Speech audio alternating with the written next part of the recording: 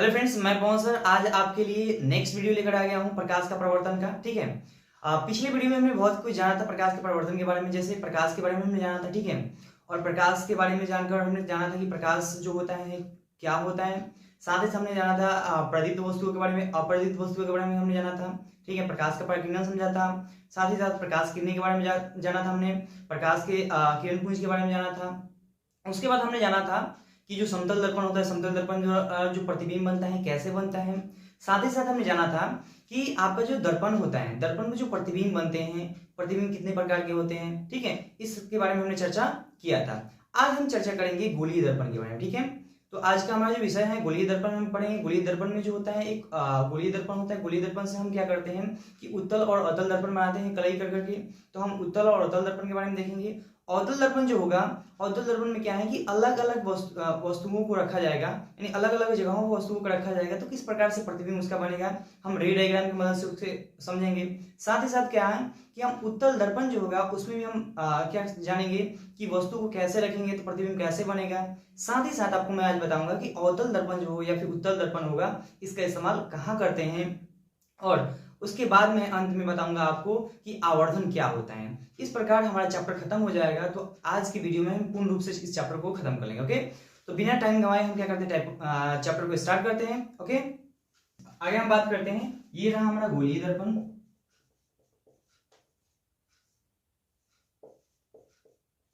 ठीक है। ये गोलीय दर्पण है। गोलीय दर्पण क्या होता है, वास्तव में क्या होता है, एक खोखला गोला होता है। ठीक है। एक खोखले गोले को क्या करते हैं हम काटते हैं। ठीक है। काट कर उस पर क्या करते हैं कलई करते हैं। कलई करने का मतलब क्या होता है कि कलर करना। जैसे मैं इस पे करता हूं, अगर मैं इसको कलर कर देता हूं जैसे आप देख रहे हो, तो इसमें हम क्या करते हैं हम रंग को दिखा नहीं सकते, इसलिए क्या कर रहे हैं हम लाइनिंग ड्रॉ कर देते हैं। ठीक है। तो किसी भी दर्पण को रंगने के लिए हम यही चीज इस्तेमाल करते हैं। इस तरह से हम रंग के समझाते हैं। हमने क्या कर लिया है, कलई कर लिया है। ठीक है। अब क्या है कि ये जो रंगे हैं, जब क्या होगा कि आप मेरा हाथ देख रहे हैं, तो अगर ये पीछे वाला सतह रंगा होगा, क्या होगा, पीछे वाला सतह रंगा होगा, अंदर वाला जो धसा होगा, तो इस तरह का अगर कोई दर्पण बन रहा है, इस तरह का अगर कोई दर्पण बन रहा है, तो ये जो दर्पण होगा, ये जो दर्पण होगा ये होगा अवतल दर्पण। अवतल दर्पण। ठीक है। वही मैं क्या करूं, अगर इसको पीछे वाले हिस्से को रंग देता हूं। ठीक है।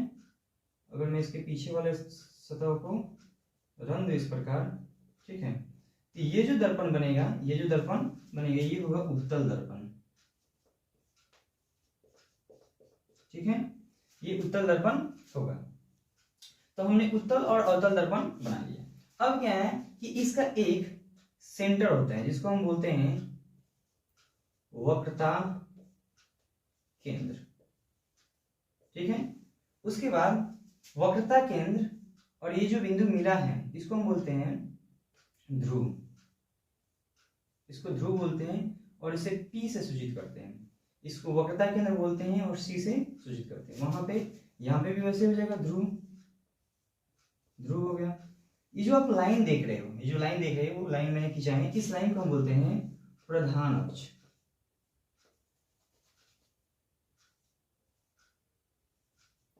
प्रधान अक्ष हम बोलते हैं। ठीक है। इस लाइन को प्रधान अक्ष कहते हैं। अब क्या है कि प्रकाश क्या होगा इस सतह पर आएगी। ठीक है। इन टकराएगी ये सतह पे या फिर इधर से इधर आएगी। ठीक है। क्योंकि पीछे से रंगा हुआ है तो सामने से प्रकाश आएगा, इसलिए हम इसे बोलते हैं परावर्तक सतह। इस प्रकार से ये भी हमारा हो जाएगा परावर्तक सतह। ठीक है। तो जहां पे प्रकाश आगे पड़ती है इसीलिए हम उसे क्या बोलते हैं परावर्तक सतह कहते हैं। अब हमने क्या कर लिया, अब इसके बीच में क्या होता है, अगर हम यहाँ बात करें तो ये फोकस होता है। क्या होता है, फोकस।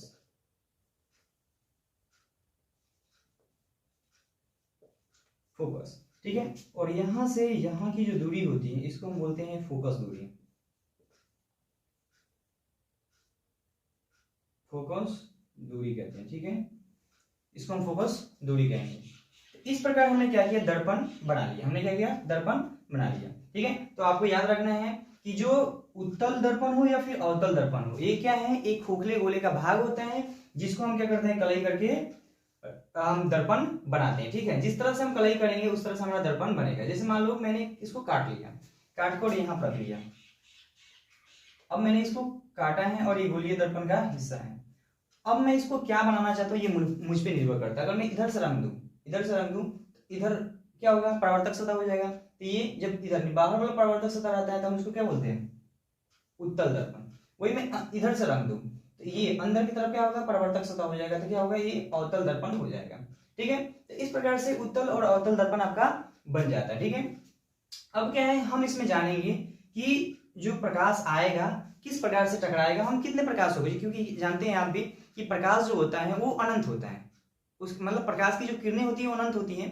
तो कोई एक प्रकाश को हम किस प्रकार से मंगाकर और अपना प्रतिबिंब बनाएंगे, और प्रतिबिंब बनाकर आराम से हम अपने जो डायग्राम होगा, ठीक है, जो हमारा जो आरेख बनेगा उसमें हम कैसे चीजों को देख पाएंगे और कैसे समझा पाएंगे, इसके बारे में हम चर्चा करेंगे। ओके, तो आगे हम क्या करते हैं, हम एक एक करके, जैसे हम पहले समझेंगे कि जब प्रकाश आएगी, ठीक है, और टकराकर निकलेगी तो किस प्रकार से प्रतिबिंब बनेगा। ओके, तो हम स्टार्ट करते हैं अपना कि प्रकाश किस प्रकार से आएगी और टकराकर किस प्रकार से प्रतिबिंब बनेगी। ओके, ठीक है।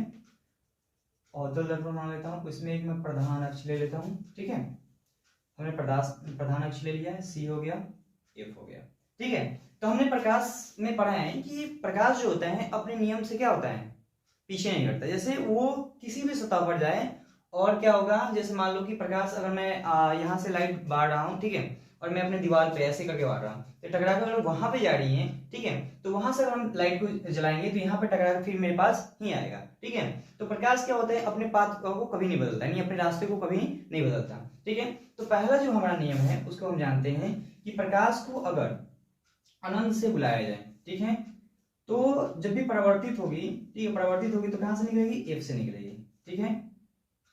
जैसे मान लो कि मैं इधर से भेजूं, ठीक है, ऐसे भेजूं तो परावर्तन होने के बाद क्या होगा, एफ से ही निकलेगी, ठीक है। तो पहला क्या है कि अगर प्रकाश को अनंत से भेजा जाता है, अनंत से भेजा जाता है तो उत्तल दर्पण हो या फिर अवतल दर्पण हो, परावर्तन के बाद वो क्या होगा, एफ से ही निकलेगा।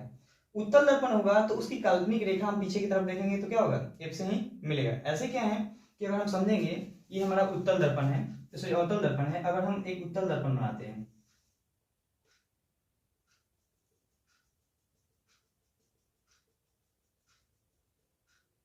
उत्तल दर्पण हमने बना लिया, ठीक है, इसका सी इधर ही होगा और एफ इधर होगा। तो अगर मैं क्या करता हूं, अनंत से प्रकाश को भेजता हूं तो क्या करेगा, ऐसे करके निकल जाएंगे, ये बाहर मीट नहीं करेंगे। तो इसकी काल्पनिक रेखा जो होगी, काल्पनिक रेखा जो होगी एफ से क्या करेगी, मीट करेगी, एफ से मीट करेगी, यानी प्रकाश आई ऐसे और क्या हुई, निकल गई। यानी कहने का मतलब क्या है कि जो उत्तल दर्पण होते हैं वो क्या करते हैं, प्रकाश को फैला देते हैं, क्या करते हैं, फैला देते हैं, और उसकी काल्पनिक जो रेखा है, काल्पनिक रेखा नहीं, जो प्रतिबिंब उसका बनता है अंदर, तो वो काल्पनिक बनता है, ठीक है। यानी कह सकते हैं कि उत्तल दर्पण जो होता है और अवतल दर्पण जो होता है, तो उत्तल दर्पण में वस्तु का जो प्रतिबिंब बनता है काल्पनिक बनता है, यानी दर्पण के अंदर बनता है, जबकि अवतल दर्पण जो होता है, ठीक है, तो अवतल दर्पण में वस्तु का प्रतिबिंब बाहर बनता है, दर्पण से बाहर बनता है, और क्या होता है, उसे पर्दे पर प्राप्त किया जा सकता है, ठीक है। तो हमने देखा पहला कि अगर प्रकाश की किरणें को अनंत से मंगाया जाता है, यानी समानांतर, प्रधान अक्ष के समानांतर आती है प्रकाश की किरणें, तो परावर्तित होती हैं, तो परावर्तन के बाद क्या होता है, एफ से गुजरता है, वो वास्तविक रूप से गुजरे या फिर काल्पनिक रूप से गुजरे, वो कहां से गुजरेगा, फोकस से ही गुजरेगा। तो पहला केस हुआ। दूसरा केस अगर हम बात करते हैं, दूसरा केस है कि अगर आपके पास अवतल दर्पण है, ठीक है,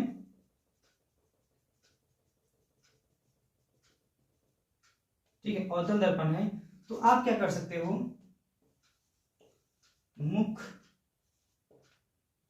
फोकस जो होता है, मुख्य फोकस, वहां से प्रकाश को भेज सकते हो, जैसे मैं भेज रहा हूं अभी, ठीक है, जैसे हमारा ये शी हो गया और ये हो गया एफ।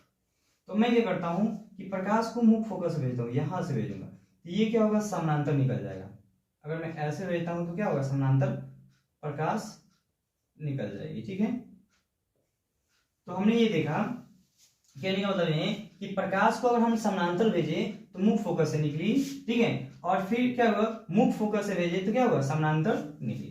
तीसरा केस हम देखते हैं कि अगर प्रकाश को वक्रता वक्ता केंद्र से भेजें, केंद्र से भेजें। तो जैसे एक और डायग्राम हम बनाते हैं। तो होता क्या है कि अगर मैं बात करूं कि प्रकाश को वक्ता केंद्र यानी सी से हम भेजें, क्या करें, सी से भेजें, तो हमने देखा था कि जैसे मान लो कि आपने एक दर्पण में देखा था कि इस प्रकार से क्या होता है, प्रतिबिंब जाती है समानांतर जाती है तो क्या होता है, एफ से निकल आता है। तो ये भी दर्पण है, लेकिन हम क्या करते हैं, सी से जब हम प्रकाश को भेजते हैं तो सी क्या करता है कि अभिलंब बनाता है। क्या करता है, अभिलंब बनाता है।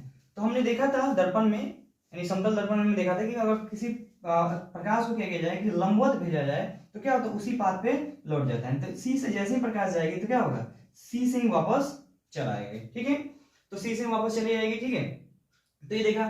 चौथा केस हम देख लेते हैं। ठीक है, चौथा केस क्या है हमारा कि अगर हम प्रकाश को ध्रुव पर भेज देते हैं। ठीक है, ध्रुव, तो ध्रुव पर भेजेंगे तो क्या होगा, ठीक है, ये हमारा सी हो गया, ये हमारा एफ हो गया। ठीक है, तो अगर ध्रुव पर भेजेंगे, हमारा ध्रुव क्या है, यहाँ पे है। ठीक है, ये ध्रुव हो गया। तो ध्रुव पर अगर हम प्रकाश को भेजेंगे, ठीक है, अब हम यहाँ पे देख रहे हैं कि एक एंगल बन रहा है। ठीक है, और ये क्या हो गया, प्रधान अक्ष यानी अभिलंब है, तो यहाँ पे आई बना है, तो क्या होगा, उतना ही कोण बनाकर इधर क्या होगा, आर से निकल जाएगा, यानी कोण आर बना के ये क्या करेगा, निकल जाएगा। ठीक है, तो इस प्रकार से क्या होगा कि अगर ध्रुव से भेजेंगे तो इस प्रकार से परिवर्तित होकर प्रकाश निकल जाएगी। तो अब हम जब रे डायग्राम पढ़ेंगे तो रे डायग्राम में हमको ये जो चार प्रकार के हमने प्रकाश को भेजा है, इसी चार प्रकार को मतलब इसमें एक या दो तरीके से भेजेंगे और हमारा डायग्राम तैयार हो जाएगा। ठीक है, तो अब हम क्या करते हैं, अवतल दर्पण जो होता है, अवतल दर्पण में जो प्रतिबिंब बनता है उस प्रतिबिंब के बारे में हम चर्चा करेंगे कि मान लो कि आप कहाँ पे रखो वस्तु को, तो कहाँ पे प्रतिबिंब बनेगा और कैसा बनेगा। ओके, तो आगे हम देखते हैं कि प्रतिबिंब कैसे ओके, समय बचाने के लिए मैंने क्या किया, डायग्राम पहले से रेडी रखा है। ठीक है, अब हम यहाँ पे देखते हैं कि जो आपका ये अवतल दर्पण है इसमें हम कहाँ कहाँ वस्तु को रखेंगे। ठीक है, अब देखो कि ये क्या है, एक दर्पण है, इसकी एक फोकस दूरी है और एक केंद्र है। ठीक है, फोकस दूरी की अगर हम बात करें तो हमने अब पिछले वीडियो में प्रूफ करके बताया था कि यहाँ से यहाँ की जो दूरी होती है इसको हम आर बोलते हैं और इस एफ हो गया, और यहाँ से यहाँ की दूरी को हम क्या बोलते हैं, एफ बोलते हैं। ठीक है, यानी टोटल दूरी एफ होता है। ठीक है, तो हमने देखा था कि एफ बराबर होता है r/2। ठीक है, यानी कहने का मतलब ये दूरी और ये दूरी क्या होता है, बराबर होता है। यानी सी से पी की दूरी जो होती है इसको दो भाग में बांटते हैं तो एफ आता है। ठीक है, तो अब हम क्या करेंगे, यहाँ पे हम जानेंगे सब में ये दूरी इसी प्रकार से हम लिए हैं। ठीक है, तो आप याद रखेंगे कि जो दूरी होता है किस प्रकार से होता है। ठीक है, अब हम क्या करते हैं कि हम रखते हैं, जैसे अनंत में बोलूं तो इसका जो दूरी है, यानी आर जो है, आर से हम थोड़ा सा ज्यादा दूर ले लेंगे तो हमारे लिए क्या हो जाएगा, अनंत हो जाएगा। तो मैं क्या करता हूँ, यहाँ पे एक अनंत पे रख लेता हूँ वस्तु को। यानी नंबर 1 हम वस्तु को अगर अनंत पे रखेंगे तो प्रतिबिंब कहाँ बनेगा। नंबर 2 ये अनंत हो गया, ये क्या हो गया, शी हो गया। इसके बीच में अगर हम वस्तु को रखते हैं नंबर 2 केस पे तो कहाँ प्रतिबिंब बनेगा। ठीक है, नंबर 3 अगर हम सी पे रखते हैं, सी पे वस्तु को रखते हैं, ठीक है, तो प्रतिबिंब कहाँ बनेगा। उसके बाद सी और एफ के बीच में अगर हम रखते हैं वस्तु को, ठीक है, तो प्रतिबिंब कहाँ बनेगा। अगर हम एफ वही वस्तु को रखते हैं तो प्रतिबिंब कहाँ बनेगा, और एफ और पी के बीच में अगर हम वस्तु को रखते हैं तो प्रतिबिंब कहाँ बनेगा। ये 6 डायग्राम हम यहाँ पे देखने वाले हैं कि किस प्रकार से प्रतिबिंब, फिर भी क्या होगा, ये ऐसे आ जाएगा। ठीक है, यानी कहीं ना कहीं एफ से एफ पर ही क्या होगा, प्रतिबिंब आपका बनेगा। अब क्या है, आपके बुक में अलग अलग तरीके से बनाएगा। जैसे मैं एक और बताता हूँ तरीका, तो आप कंफ्यूज नहीं हो जाइएगा। ठीक है, अगर आपकी बुक में जो दिए हैं, बुक में इस प्रकार से दिए कि अगर प्रकाश को हम अनंत से मंगाते हैं, एक क्या करते हैं हम फोकस पे भेज देते हैं, इसके जो पोल है वहां पे भेज देते हैं तो ऐसे प्रकाश निकल जाएगी। और एक मैं क्या करता हूँ, इसके किसी एक सतह पर निकलूंगा तो फोकस से वो निकलेगा। तो इस प्रकार से क्या होगा कि आपका जो प्रतिबिंब होगा कुछ इस प्रकार से बनेगा। और ये जो बनेगा यहाँ पे बी, ये वास्तव में बीच में नहीं बना है, वास्तव में बीच में नहीं बना है, ये क्या है, कहीं ना कहीं एफ पे ही बना है, एफ पे ही बना है, लेकिन छोटा बना है। अब क्या है, हमारे पास वो क्या इंस्ट्रूमेंट नहीं है, तो इस प्रकार से हम क्या करते हैं, अपने हाथों से बना रहे हैं तो एग्जैक्ट फिगर नहीं बनता है। ठीक है, तो हम क्या करते हैं, एक अनुमानित फिगर बना लेते हैं। तो इस प्रकार से भी मैंने बनाया था। ठीक है, और ये भी हो गया। तो आपकी बुक में कुछ इस प्रकार से फिगर दिए होंगे, ठीक है। तो आप इसके लिए कंफ्यूज नहीं होंगे, क्योंकि हम लोग क्या किए हैं, एक अज्यूम किए हैं, ठीक है। हमने एक कल्पना किया है कि कुछ इस प्रकार से फिगर बनेगा, तो आपको टेंशन नहीं लेना है, आपको फिगर यहीं पे बनेगा, ठीक है। तो आगे हम नेक्स्ट देखते हैं। नेक्स्ट में क्या होगा कि अगर मैं वस्तु को क्या करता हूँ, ये अनंत हो गया और ये क्या होगा, सी हो गया, यहाँ पे इसके बीच में रखता हूँ, ठीक है। तो इसका मैं नाम ले लेता हूँ ए बी ले लेता हूँ। तो इस प्रकार से क्या होगा, अगर प्रकाश को मैं समानांतर भेजूं तो क्या होगा, फोकस से निकलेगा, ठीक है। फोकस से निकल गया प्रकाश। उसके बाद क्या करूं, मैं इसको पोल पे भेज दूं ऐसे, तो क्या होगा, फिर ये इस प्रकार निकलेगा, ठीक है। तो प्रकाश जैसे आया और ऐसे निकल गया, तो ये जहां पे मीट किया है, तो ये हमारा क्या हो गया, बी डैश ए डैश। तो ये हमारा क्या हो गया, प्रतिबिंब हो गया।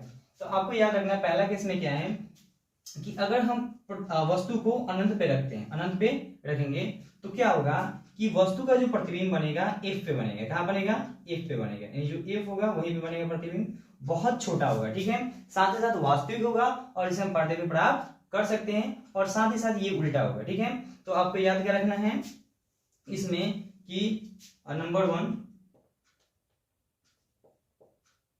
वस्तु का आकार क्या होगा, छोटा होगा, छोटा नहीं कर सकते, बहुत छोटा होगा, बहुत छोटा होगा, ठीक है।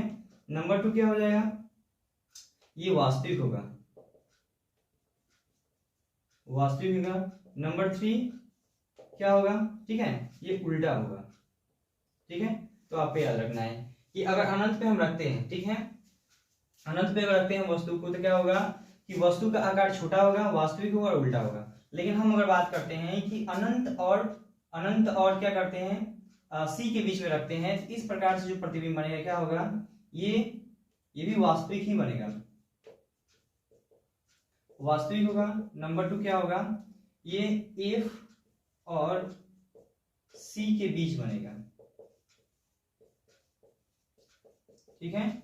नंबर 3 ये क्या होगा, उल्टा होगा, उल्टा होगा। नंबर 4, ठीक है, नंबर 4 क्या होगा कि जो वस्तु है, ये वस्तु है, तो क्या होगा, ये उस वस्तु से क्या छोटा बना है, यानी अपेक्षाकृत, मैंने अगर बोलूं तो वस्तु से क्या होगा, छोटा होगा, ठीक है।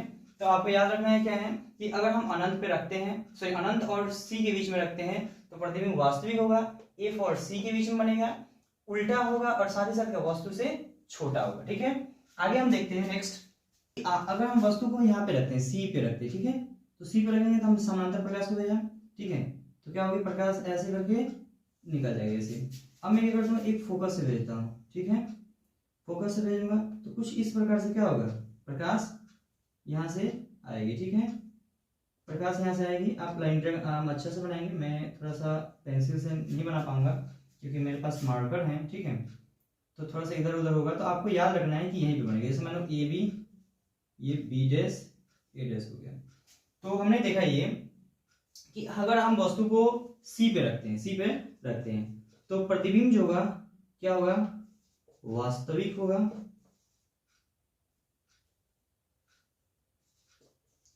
वास्तविक होगा। नंबर 2 उल्टा होगा। नंबर 3 क्या होगा, बराबर बनेगा। और नंबर 4 क्या कहाँ बनेगा, सी पर बनेगा, ठीक है। तो इस प्रकार से हम अगर वस्तु को सी पर रखते हैं तो प्रतिबिंब जो बनेगा इस प्रकार से बनेगा। उसके बाद देखते हैं कि हम सी और एफ के बीच में अगर रखें, सी और एफ के बीच में रखें, ऐसे समानांतर भेजेंगे प्रकाश को, कहाँ से आएगी, एफ से निकल जाएगी, ठीक है। उसके बाद मैं क्या करता हूँ, एफ से भेजता हूँ, एफ से भेजूंगा तो कुछ इस प्रकार से प्रकाश निकल जाएगी और प्रतिबिंब कहाँ बनेगा, अनंत और सी के बीच में। जैसे मान लो इसको मैंने ए बी कर दिया, तो ये आपका बी डैश और ए डैश बन गया, ठीक है। तो यहाँ पे जो प्रतिबिंब बनेगा कैसे बनेगा, इसके बारे में हम लिखते हैं कि नंबर 1 अगर वस्तु को हम सी और एफ के बीच में रखते हैं तो हमने देखा प्रतिबिंब कैसे बना है कि प्रतिबिंब बना है अनंत और सी के बीच में बना है, ठीक है। कैसे बना है, तो पहले तो वास्तविक बना है, नंबर 2 क्या बना है कि ये छोटा वस्तु है और इससे क्या होगा, बड़ा बना है, ठीक है। वस्तु जो बना है